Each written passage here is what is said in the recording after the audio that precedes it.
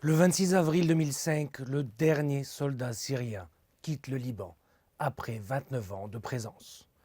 Un départ sous la pression de la colère populaire, de l'opposition et de la communauté internationale.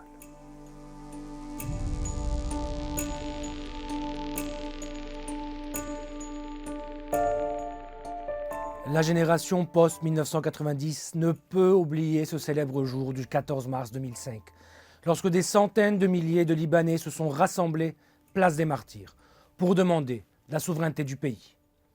Une souveraineté violée depuis des décennies. La présence de troupes syriennes au Liban remonte à 1976. Mais des forces armées commanditées par Damas opéraient déjà au Liban depuis la fin des années 1960. El Sa'ika, la faction armée du Ba'ath palestinien, créée et dirigée par la Syrie, ainsi que la brigade Yarmouk, créée à partir d'éléments du Fatah après Septembre Noir. Avant le tristement célèbre 13 avril 1975, le Liban était déjà en proie à des débordements sécuritaires alimentés par les développements régionaux. Depuis 1970, les Fédayines ont été renvoyés de Jordanie, Jamal Abdel Nasser n'est plus, et Hafez al-Assad a pris le pouvoir et tente de se positionner en champion du monde arabe, tout en évitant tout conflit sur son propre territoire. Quoi de mieux qu'utiliser les 90 km de frontière entre le Liban et Israël, en permettant l'infiltration de combattants à travers les 370 km de frontières libano-syriennes poreuses.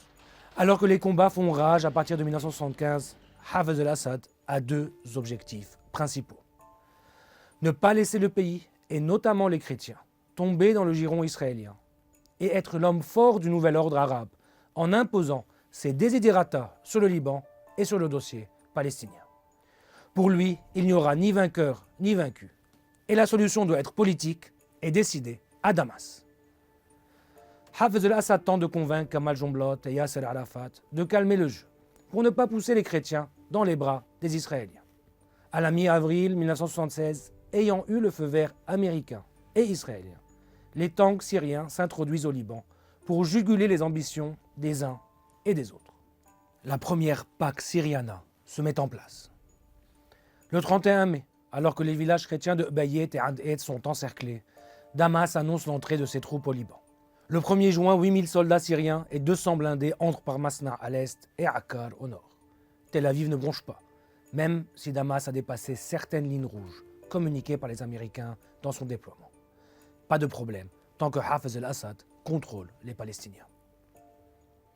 Mais la Ligue arabe, divisée entre l'axe égypto-saoudien et l'axe irako-libyen, se mobilise pour soi-disant sauver les Palestiniens au Liban.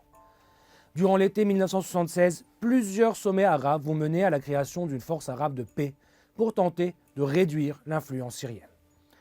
La présence des troupes syriennes sera finalement légalisée en octobre 1976. La force arabe de dissuasion est créée.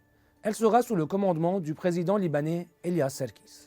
Mais comprenant 25 000 soldats syriens sur les 30 000 soldats arabes, c'est Hafez al-Assad qui impose sa Pax Syriana sur le Liban.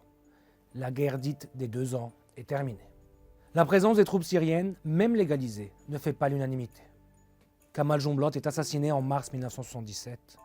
Quant aux forces libanaises, ce rassemblement des milices chrétiennes, elles vont accentuer leur coopération avec Israël. Coup de tonnerre en novembre 1977. Anwar el-Sadat se rend à Tel Aviv. La paix se concrétise entre l'Égypte et Israël. Les cartes du Moyen-Orient sont rebattues. Hafez al-Assad s'adapte et décide de soutenir les Palestiniens au Liban face aux factions chrétiennes alliées à Israël qui commencent à parler de fédération.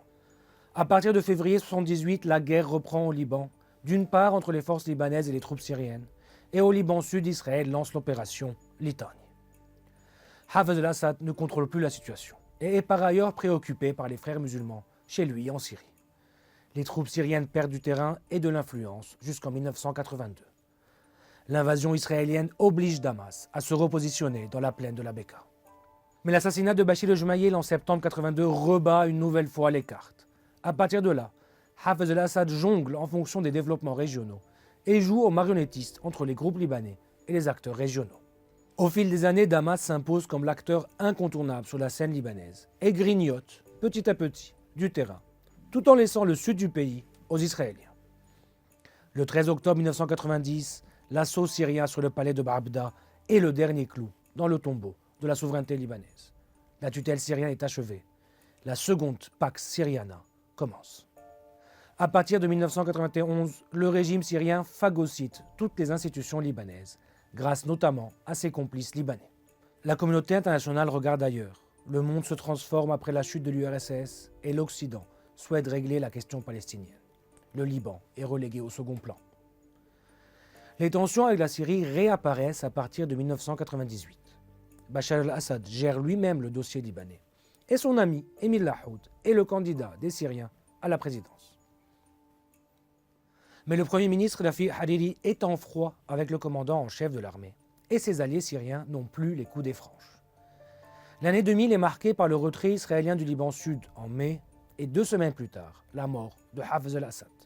Les cartes sont une nouvelle fois rebattues. Rafi el-Hariri remporte un raz-de-marée aux législatives de septembre. Le patriarche maronite Nasser al-Sfer appelle au retrait des forces syriennes. Walid Jumblat II. C'est le début de la fin pour les troupes syriennes au Liban. Entre 2001 et 2005, tout va changer. Les appels au retrait syrien sont de plus en plus virulents, menés par les étudiants et repris par certaines personnalités politiques. Les attentats du 11 septembre vont modifier la politique américaine au Moyen-Orient. Le président français Jacques Chirac et le président américain George Bush, en désaccord sur l'invasion de l'Irak en 2003, se rabibochent sur le Liban. La résolution 1559 est en gestation. Bachar el-Assad, qui n'a pas l'intelligence ni le tact de son père, tente tout de même de s'imposer. Il oblige Rafi Hariri à amender la Constitution et à reconduire son ami Émile Lahoud à la tête du pays. Le 1er octobre pour 2004, le député anti-syrien Marwan Ahmedi échappe de justesse à un attentat.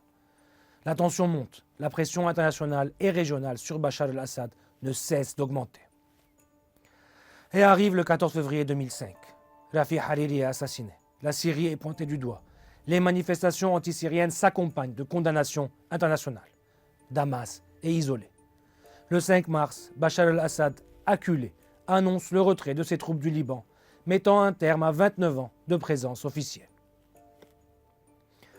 Malheureusement, même après le retrait des troupes syriennes, l'ombre du régime Assad continue de planer. Son emprise sécuritaire laisse place à une autre forme de blocage, celui exercé, cette fois, par son principal allié libanais, le Hezbollah.